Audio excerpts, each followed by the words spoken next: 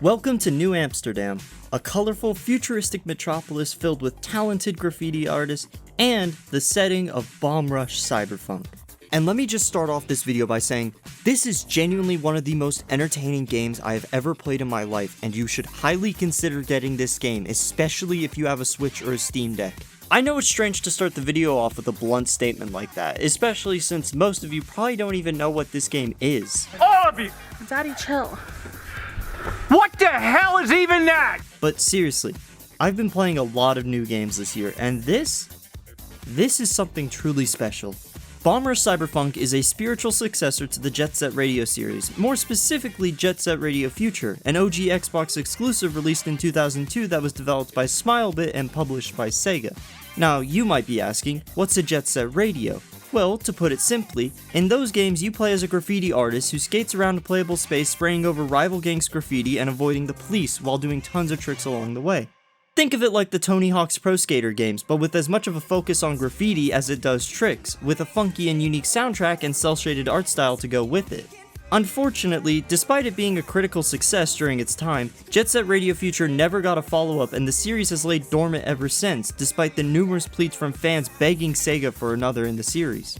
Enter Team Reptile, who, after making a baseball mixed with dodgeball based fighting game and its sequel to great success, decided to do what Sega wouldn't and make a spiritual successor to Jet Set Radio Future. The end result was this. A brilliant masterpiece of a game with tight controls, colorful visuals, a killer soundtrack, and some of the most fun level design I've ever seen in a game of this nature. Now that you have context about everything leading up to this game, let me explain a bit of the world the game resides in. You start your journey with Red, a cyberhead trying to search for his roots after losing his original head due to an incident that happened at the start of the game. After being rescued by Trice, another artist who witnessed the whole thing, he meets Belle, the other member of Trice's crew, and together they decide to go all city, by becoming the best graffiti crew in New Amsterdam, which helps them discover more about Red's old life and who cut his head off in the first place. This is where you, the player, come in, as your objective is to go around the 5 districts of the city and raise your rep. To do this, you simply go around and spray over the current owners of said district's graffiti tags, which will allow you to challenge more of that gang's members directly until you're eventually able to duel them in a crew battle. These battles are where the trick system come in, because by doing enough tricks in a row, you can build up your combo and your multiplier to increase your crew's score and overtake the rival gangs before the time runs out. It isn't only useful for crew battles either. Doing enough combos and tricks can build up your boost, which you can use to reach top speed, complete jumps you might miss, or even escape the police. Yes, you will have to outrun the police at many points throughout the game, and they get tougher and tougher to deal with the more you graffiti a district. It'll start off with melee-based cops, which can be handled with ease, before moving on to handcuff launching turrets that you need to spray paint to break, which will then call in cops with riot shields that are tough and hard to take down. But it doesn't even end there, because if you cause even more trouble, they'll send in officers with guns who can shoot you at range with deadly accuracy, so you need to watch out whenever you're skating around the city. Luckily, if you do need to lose the heat for whatever reason, just look for a bathroom and you can change your clothes. Just don't try that in real life, it doesn't work as well. Now, when you start the game as Red, you'll only be able to use a skateboard to get around. However, as you progress, you can also unlock inline skates and a bicycle, which you can swap to at any time in the hideout. Not only that, but you can also play as the other members of the Bomb Rush crew once you progress a little bit into the story. To play as them, simply go up to one of the checkerboards on the map and start dancing, and you'll be able to swap. Do keep in mind that the other crew members are locked to a specific mode of transport, either the inline skates or the bikes, so remember that when choosing. And that's all there is to it. Sure, it sounds simple, but don't let that fool you. This game is a classic example of easy to control but difficult to master. Throughout the game, there are platforming challenges that require you to be precise with a reward at the end for completing it.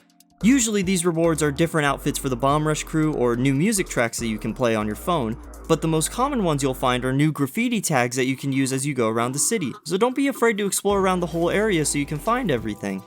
And speaking of music, can I just say, the soundtrack for this game is fucking phenomenal. It's so fun to listen to while skating around the city, and there isn't a single track in the OST that I hate. Of course, there's 3 tracks from Hideki Naganuma, one of the original composers of the Jet Set Radio games, but the soundtrack also features music from a wide assortment of DJs from around the world. Some of my favorite tracks include Morning Glow,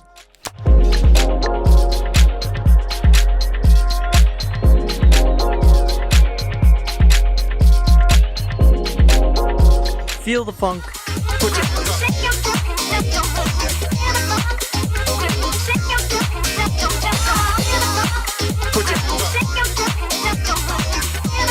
Light Switch, Yeah, I got the light. He got the light. We got the light. What you know about it? So much light. More light. and The People, which samples the same Black Panther speech that was used in Jet Set Radio Future's theme song, The Concept of Love.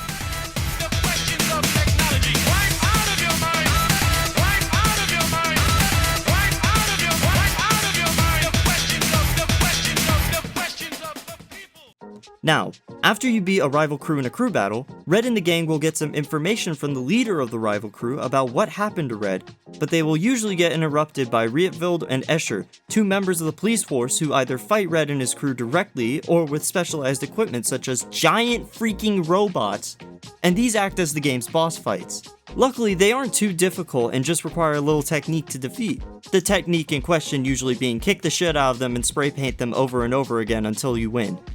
Which is funnily enough also how I win arguments with most people. And there we have it, an explanation of Bomb Rush Cyberfunk. Now, there is more to this game than what I discussed here, especially with its story, but I don't want to spoil too much because I think you all should just see it for yourselves. I seriously hope all of you give this game a shot because I think this has genuinely been one of the most enjoyable experiences I've had playing a single player game in a while, and I very much would like to see more like it from Team Reptile in the future. Thank you for watching, be sure to like and subscribe, and tune in next time for when I disappear again due to getting a copy of Elden Ring. I'm sorry that this keeps happening.